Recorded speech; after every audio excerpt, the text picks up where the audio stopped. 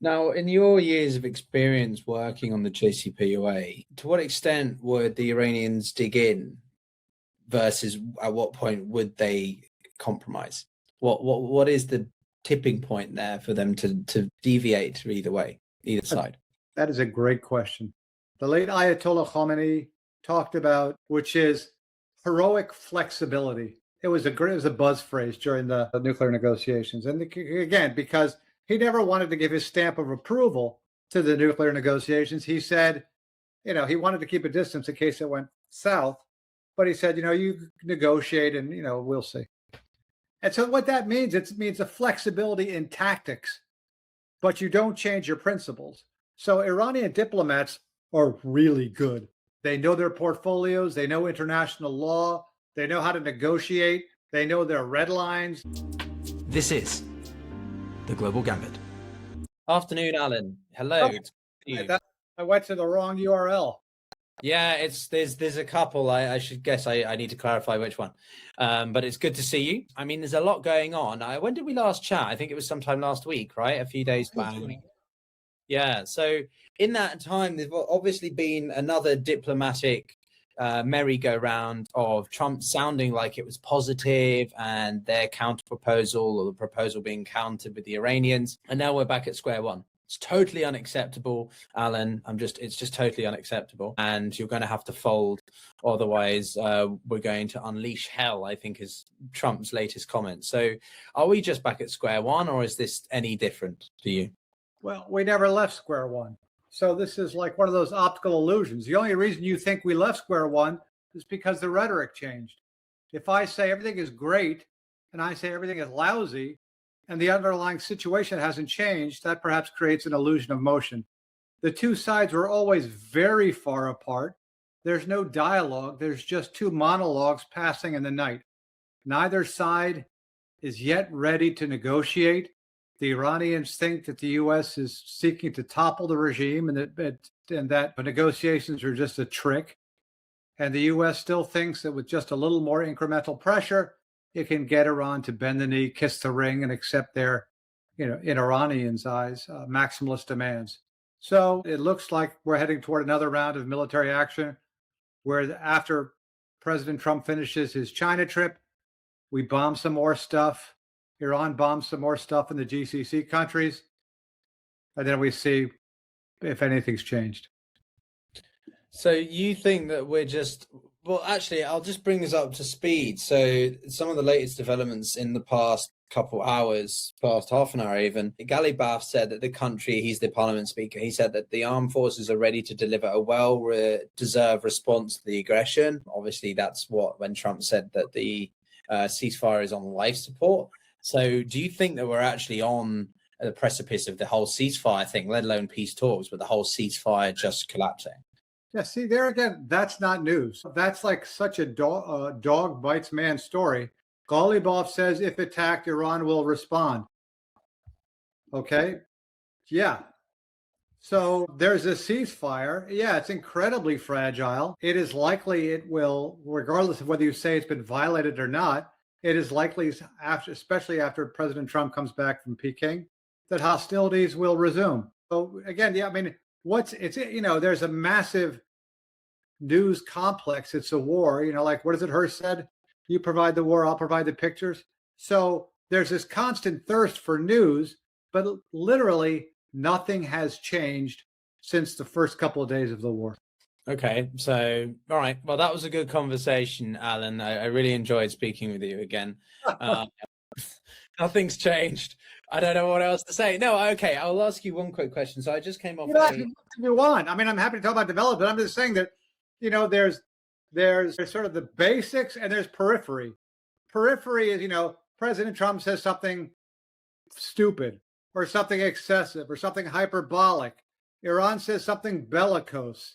There's a trading of of fire where Iran fires on a Navy ship and the Navy fires on Iranian, bog hammers or something. So I'm not saying it's not consequential, because against this all, the only thing that's germane is that which we do not see, which is the quality and quantity of messages being passed between Iran and the United States by Pakistan, Egypt, Turkey, Saudi Arabia, and Qatar, right? So the problem is that it's not, in real diplomacy, I don't present you a proposal and you go, yes, no. It's, here's my latest position. You go, well, I like this, this, this. I don't like this, this, this. How about this? And you come back. And it's an iterative process. That iterative process hasn't even started yet. Okay? I don't know how quickly messages are being exchanged, but if, for example, it took 10 days for Iran to respond to President Trump saying, here's a proposal, yes or no, it shouldn't be binary. It shouldn't be yes or no. It should be this ongoing conversation. Now, I think that's a necessary but not sufficient condition, because I think, if they were in the same room with the doors locked, I still think at this point it's unlikely they'd reach a negotiated solution, just because they're not there yet. Well, I mean, no, it's obviously it should go without saying. I think that there's such a desire among certain communities, especially on social media, to make alarmism out of something which is largely subdued relative to where we were a week ago, when there was an actual fog of war and miscalculation and quite large escalation. Not much has changed really since the exchanges over the UAE. So what, 4 days, which in diplomacy is a long time. So what do you think about, therefore, I ended the last stream I had with Malcolm Nance asking him this, and he gave quite an interesting response, but I'm curious how you compare, which is, do you think that if the Israelis continue this sudden increase in strikes that have been occurring with Lebanon in the past 2-3 days, if this intensity continues, could that be a deal breaker for the IRGC? Well, there's no deal to break, but certainly, it is the case that Israel, it is the case that one of the prerequisites that Iran has is cessation of hostilities throughout the region. Underline, Israel has to stop attacking Hezbollah, right? Israel doesn't want to do that. First of all, because it likes destroying its enemies as opposed to negotiating with them. And secondly, because it's perfectly happy bilateral negotiations between the U.S. and Iran break down. It wants them to break down. It has said, we have not finished the job. There's more to attack. Don't forget, Israel wants this regime collapsed. Netanyahu said as much in his 60 Minutes interview. So, Israel is actively seeking to scuttle the already remote possibility of a negotiated solution between Iran and the United States. By, among other things, attacking, Tyre, attacking, Dahia, all these places. No, I know that's obviously the game of the Israeli government. There's nothing more that Smotrich and Ben-Gvir and likes want. But more my point is, would Iran feel baited enough to go into that? Well, Iran is not going, it's not going to, Iran will not, I think, it is unlikely it will resume hostilities, for example, firing against GCC countries, because Israel has broken the ceasefire. It might launch against Israel, but still, no, I think it's going to take, for Israel to ramp up kinetically, I think it would take, the U.S. doing it first. But it's also not going to throw Hezbollah under the bus. It's not going to make a separate peace with the United States if Israel keeps attacking Lebanon and trying to disarm it, and annexing South Lebanon. So, Iran is watching what Israel is doing in Lebanon very closely. But the key point here is, or a key point is that, Iran doesn't think that the other side of this is peace. Okay, whatever happens, Iran sees itself, the IRGC elites running the country now, sees itself on a war footing. And so whatever happens, at best, it's a ceasefire in the Iranian military's eyes. And they will remain on a war footing, partly because it benefits the IRGC running the country to say we're still at war. It allows them to do things and to rationalize the massive, economic distress people are feeling. I saw one report that stated they have been exporting, is that the right word? A lot of their crucial military hardware to places like Pakistan. like this ceasefire has been benefiting the defense. Plane. Yeah. They parked some planes in Pakistan, which evidently incensed Senator Graham. Yeah, that makes sense. But how beneficial is that to them?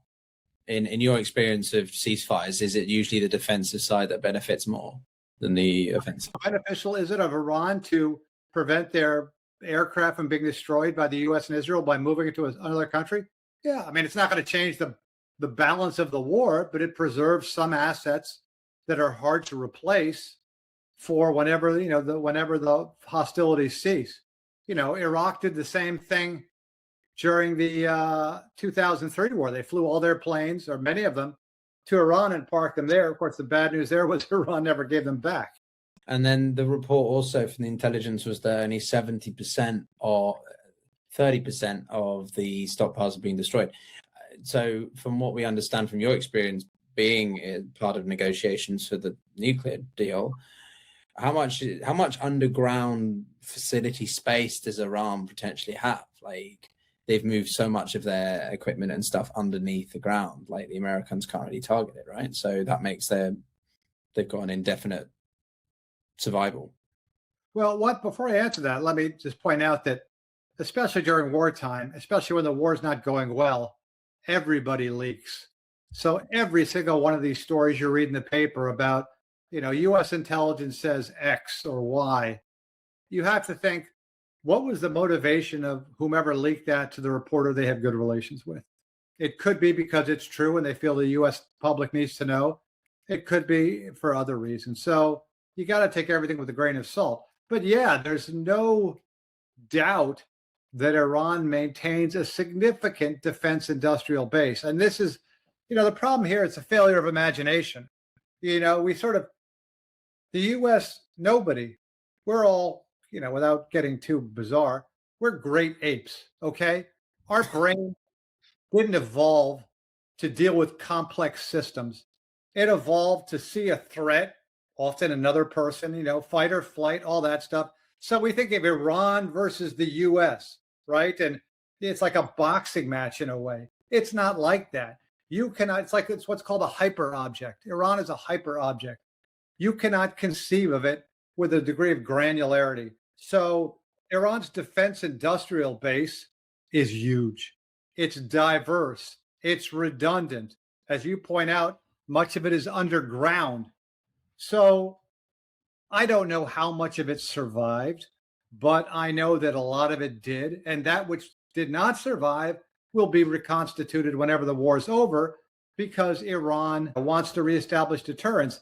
It's an incredibly hard thing to do to use a Trumpian term, obliterate an enemy's military, right? You can't do it from the air. You can't do it in the amount of time we've had.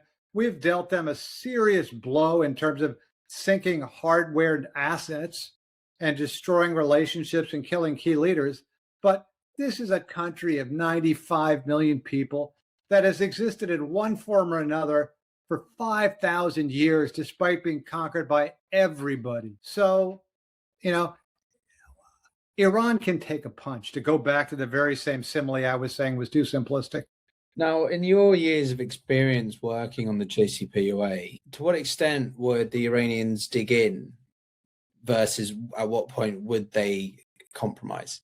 What is the tipping point there for them to deviate either way, either side? That is a great question.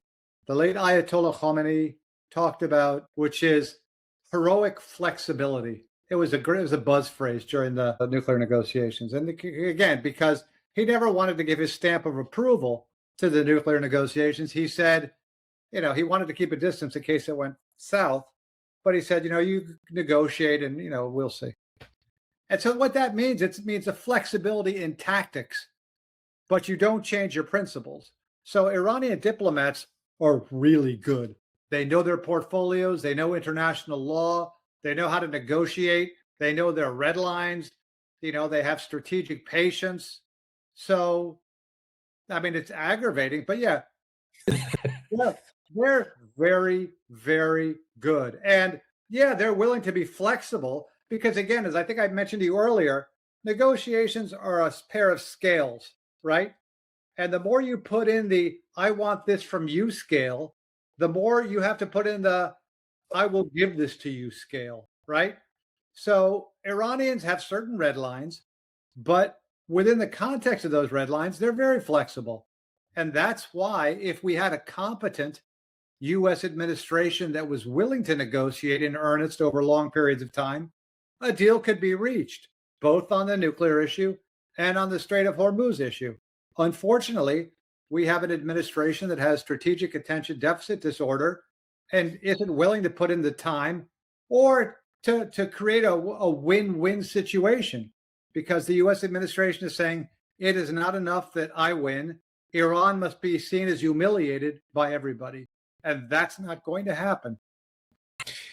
So just one point here. I'm curious, do you think there's a distinction between strategic patience and strategic endurance?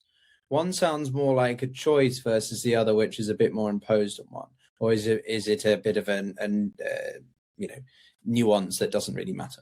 Well, strategic endurance, I mean, again, the Iranians have their back to the water, right? Their goal is survival. I was actually thinking it would be interesting to contemplate, is there a point where you put so much pressure on this Iranian government or elite that they capitulate before they collapse? I don't know if that's necessarily true. It could be that the IRGC running around right now say no until there is, in fact, a failed state in Iran and they go away because there's anarchy. We're not close to there yet. But strategic patience, I think Iran has. My point is, Alan, that strategic patience strikes me as a luxury, that you don't have a time horizon. For me, the Iranians obviously have a lot of time, but it's not indefinite. Well, they don't have time, but they know they've got more time than the U.S. They know that the blockade is hurting them, but they know that they're hurting the global economy at a much quicker rate, and that the global economy has a much lower pain threshold. So, again, I think I've said this to you before. Iran has a plan for after they're punched in the face. They're not going to be rattled by being bombed. Okay. The guys running Iran right now, most of them served in the Iran-Iraq war. They saw their friends die. It was 8 years of this trench warfare. The Iraqis use chemical weapons, use nerve gas. So they don't get rattled. So one of the things that I've always found fascinating about following the backdoor diplomacy and engagements between the two sides is it's always through intermediaries, and they're not even in the same rooms. Right. I remember very vividly in early, I think, February of 2025, when there was when they were in Oman and they were shuttling between the two sides. To what extent would it take for the Iranians and Americans to engage directly? Or that's never a situation which would occur because both sides don't trust each other that much? Or what is it that requires them to always have the intermediaries? Well, I tell you, obviously, first of all, for the 2 years of the JCPOA, 2013 to 2015, after Rouhani got elected, after Obama decided to get serious, we did meet face to face. Then that was one of the things that really accelerated progress. Both sides wanted to meet. We met face to face weeks at a time at the expert level, at the principals level, working group, sub-working group. The conversations were in English. So in that context, face to face direct negotiations over long periods of time were a massive accelerant. However, and this is a recent conversion on my part, I'm beginning to believe that face-to-face negotiations between the U.S. and Iran are suboptimal, that we don't want that. Just because it could be the toxicity bilaterally is so great, and also because our negotiators aren't that. I hope you're not talking about yourself there, Alan. No, I'm talking about the current administration. Again, I was a subject matter expert I was advising our own team more than I was, interacting with the Iranians. But I'm just joking. Yeah, I know. But the point is that, Steve Witkoff and Jared Kushner are not going to sit in a room for 2 to 3 months, hammering out the fine points of multi-page text. So maybe it's good that other countries do the heavy lifting and present, ideas and concepts and text to the United States, who can then say yes or no. So, yeah, it's like having a catalyst. It could be that that direct bilateral negotiations at this point, with with the enmity between the two, is just a bad idea. So the other thing that I've always found fascinating is what country steps forward or emerges eventually as the intermediary. Because before the peace talks or whatever attempts at a ceasefire really gained momentum, there seemed to be a vying for it between sort of Turkey, Pakistan, Oman. So two-pronged question here. But firstly, what does that mean, if anything at all, when you've got different countries vying it? Obviously, they've got all their own self-interests. But second, what does each individual country mean? Is there a big distinction between the type of intermediary and how much that can influence the talks themselves? Yeah, I mean, you want a country that both countries trust to an extent, someone that's experienced in this. Pakistan fills the bill. It seems to be the case now that the Iranians are trying to supplement Pakistani mediation by going to other countries like Qatar. Some of the press rumors are that the Pakistanis, in Iranian eyes, are too close to the U.S. And at least some of the IRGC military seem to think that Qatar does a better job of relaying IRGC messages. They say that too many cooks spoil the broth. So it could be, if you have too many intermediaries, messages get muddled. But yeah, again, Pakistan's done a good job, but the only requirement for a successful, mediator is that there's a minimum of trust between the mediator and each of the two principals. And that seems to be the case both with Pakistan and, to an extent, Qatar. What about non-state actors? Why do we not see, well, obviously Trump has no faith in the UN at all, but why do we not see the Iranians? Well, no, actually, I'll take a step back. Back to your point about the skillfulness and masterclass that Iranian diplomats have, because people who are inherently anti-Iran or whatever, the IRGC, they hear me saying, oh, well, we have to recognize the skill, the craftsmanship that Iranian diplomats have. And they're like, oh, okay, so you're pro-Islamic Republic. Well, no, I mean, I can recognize the skill of the diplomats, the technocratic, skilled, trained, whatever, experienced individuals versus the ideological government that runs the country domestically, right? That's lazy, intellectually lazy in conflation. But more my point is that I'm trying to get at is that in the 12-day war, they would send diplomatic communiques to the UN, right? Being very explicit, telegraphing their position, their behavior, their etc. So what does that tell us about the Iranian approach to sort of talks versus the Americans like that, or at least under the Trump administration? Well, first of all, let me make the same point you just made, which is that pointing out U.S. government incompetencies doesn't mean you're supporting the Islamic Republic of Iran. I mean, implicit in all my statements is the Islamic Republic of Iran is a brutal, repressive, regime that violates the rights of its own people. So, just because you dislike the way one side conducts its business isn't an approval of the other side. But to answer your question, yeah, I mean, Iran, one of the salient realities of Iran since the revolution is that they think the whole world is out to get them. They don't trust everybody. They saw the whole world, in their eyes, turn their back on them during the Iran-Iraq War, even when Saddam was using weapons of mass destruction. They've seen, sanctions being used by Europe and the U.S. to cripple their economy. So even the strong relationships are essentially transactional between Russia and China. As for the UN, they have no faith in the UN. Still, they always use the machinery of the UN to register their concerns. They know the UN's, rules, regulations, especially Zarif when he was foreign minister. So the foreign ministry of Iran knows how to play the UN's machinery and apparatus like a piano. And they're never going to not do what needs to be done at the UN and use the machinery of the UN. It's just they have no faith in it. For example, this was an illegal war, right? It violated, there's the justifications the UN gives for allowing warfare. It didn't meet that criteria. Iran pointed that out, but it doesn't expect the UN to do anything. It sees the United Nations as being captured by the imperialist power of the United States in their eyes. Now, for Iran, fortunately, they've got China and Russia on the UN Security Council, which gives them some breathing room. but they're not going to depend on the UN for anything. But they're always going to, do that which they need to do to register their disapproval of what's being done against them. But you'd agree it's a game of narratives for that. They're trying to get the international community to look at them sympathetically from a narrative standpoint. Yeah, exactly. I mean, Iran is, as someone who's had to read Iranian narratives for 40 years, they've got an alternative narrative that is both internally consistent and for them convincing. But there's a reason why, for example, Iran has cells in Iraq and Lebanon, but not in Switzerland or Germany, right?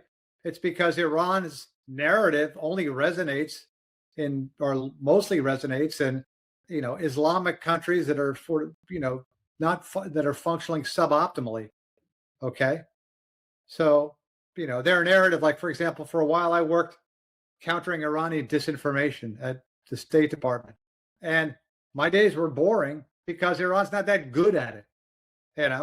It was only after October 7th, after the terrorist attack of Hamas on Israel, that their strategic messaging became better, because all they did was what everyone else was doing, which is, retweet pictures of dead Palestinian babies and mothers being pulled from the Gazan rubble. Absent that, they're not good at foisting their narrative. Interesting. So they're good in some ways, but not in others. What they're good at is, like, for example, I was in Afghanistan in late 2001 after 9/11, when we went back in the country.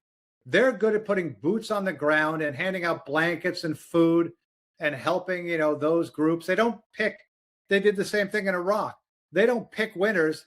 They let 100 flowers bloom, 1,000 flowers bloom. They throw money to everybody, and sometimes it works out and sometimes it doesn't. We were having internal meetings in Afghanistan on how to distribute aid while they were out giving Afghan farmers, wheat crop, or seeds and stuff. So they're not, or look at Syria. They're willing to put boots on the ground to support their allies, So this is how they perpetuate their influence. It's not through ideology. It's through, and a lot of times, just money. Look at how they've been able to capture the Iraqi political system. They buy it. So with all that in mind, then, with the merry-go-round circus happening in the Strait of Hormuz, what do you think the biggest flashpoints, if any, are going to be? Or we're just going to stay in this circle jerk for the next, 6 months, month? No, there'll be an escalation, either a conscious one by Trump, or there'll be an President Trump, or there'll be, because there'll be an escalation of hostilities. The underlying dynamic, the Persian Gulf is very small. You don't forget, remember when the Vincent shot down the civilian airliner, right? Yeah. Because things happen quickly. There's a lot of military hardware in a very small space.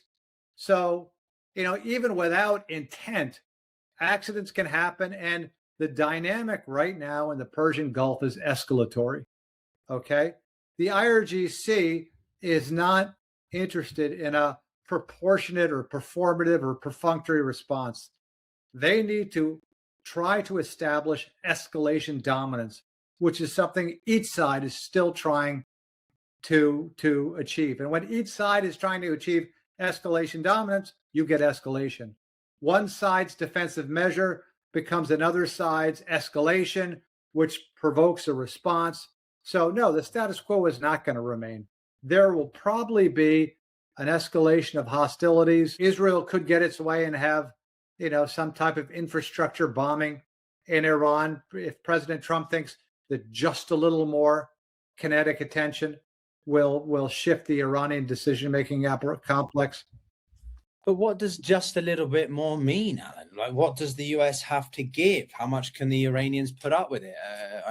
Seemingly quite a lot based on your analysis there. And just to say, it does look a little bit like Trump's almost thinking maybe just sabotage the talks with his rhetoric and let's try again a little bit of kinetic action. But to me, there doesn't seem the political appetite nor capital to return to what we had in March. We can't experience the same level of intensity of aerial bombardment, can we?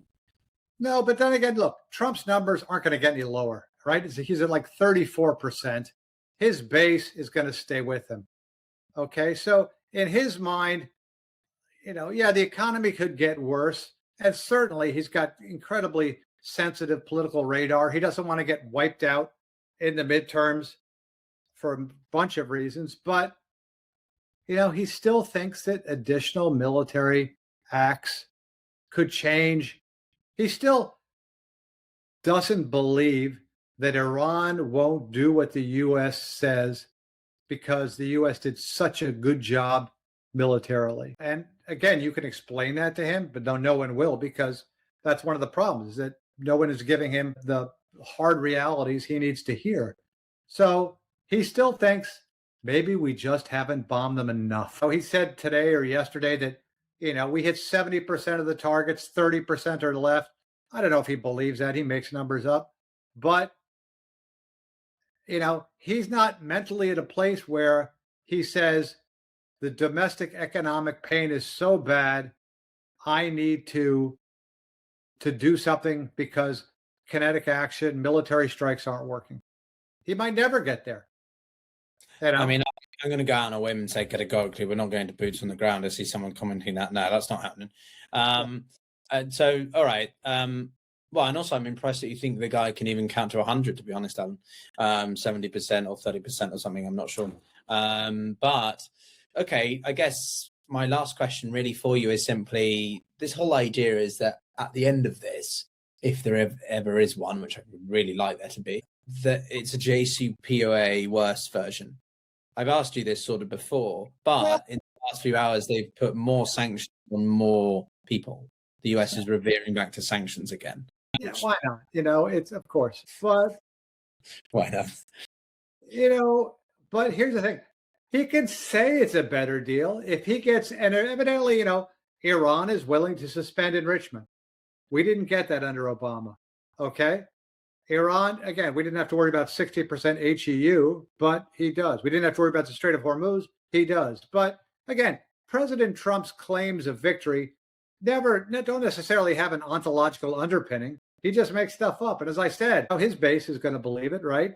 So if he gets a deal where Iran downblends its HEU or sends most of it to Russia, accepts a freeze on uranium enrichment for 12 years and agrees to IAEA inspections, that's as good as he's going to get. But he can claim that's better than Obama because Iran has agreed to suspend for 12 years.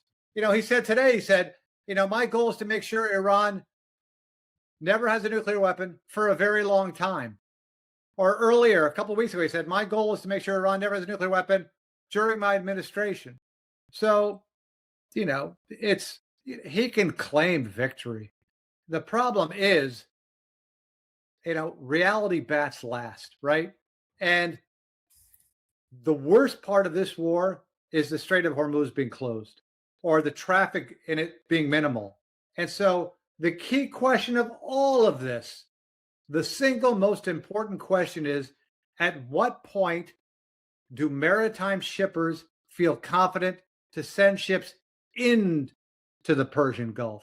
Not to escape it as quickly as they can because they've been there for 70 days. But at what point does the maritime insurance industry say, yeah, okay, I will insure your vessel to go inside the Persian Gulf to pick up whatever? That's months away, best case. Well, there's always a time lag effect with the economy, isn't there? Especially something as slow moving as heavy freight maritime as well. Well, for 1 second, the thing is that, all this economic pain is already hitting Asia, Africa, starting to hit Europe. It'll hit the US last. But at a certain point in July, we no longer have a deficit, which is an imbalance between supply and demand. We have a shortage, meaning we hit tank bottoms. There's none left. Diesel, LPG, right? Jet fuel. So, physical reality cannot be bludgeoned by administration talking points. No, it's a supply side shock, of which makes the 1973 OPEC crisis, sort of similar levels of stagflation and heightened economic uncertainty. That's it's economic shock. Yes, that is true. I know I said last question, but I'm going to be cheeky and ask bonus one, which is just, I just come up with bonus question. We're playing a video game here, right? Bonus round. Simply, I want your take on what we could expect maybe from China, Russia, America summit in the context of the JCPOA. Both obviously, China was obviously a core signatory to that. Do you think anything's going to be said? Do you think the calculus will change for the Iranians? They'll be watching it, or it's not largely relevant in your opinion? I mean, I think President Trump will ask China to help. I don't think he's willing to put chits on the table to get that, partly because China already has a vested interest in the free flow of commodities out of the Persian Gulf into China. Even though, it's interesting to me that they've cut their oil intake imports by like 20% in the last months. So, they have a significant strategic reserve. But yeah, I mean, China obviously is the most important country in terms of leverage on Iran. I don't know to what extent they've used it heretofore. Evidently, they were instrumental.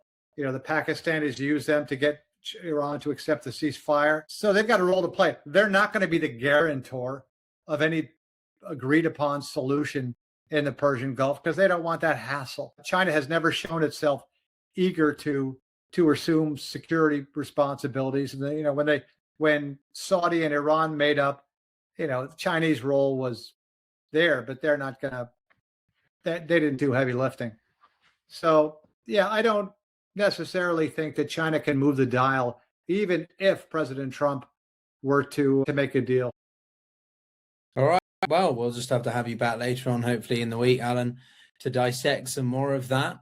Always a pleasure, everyone. Alan of the Middle East Institute, distinguished diplomatic fellow. I mean, I think this is like your 5th time. You're such a regular, Alan. It's great. I know. I wish I had a card I could get punched so I get like a free coffee or something. Well, I mean, if you have a book, we can get you put the link in the description. Maybe you get some people buying your book. Not a book, but I haven't started yet. So by the time I finish writing that book, peace will have broken out in the Middle East. So the Middle East will be resolved completely.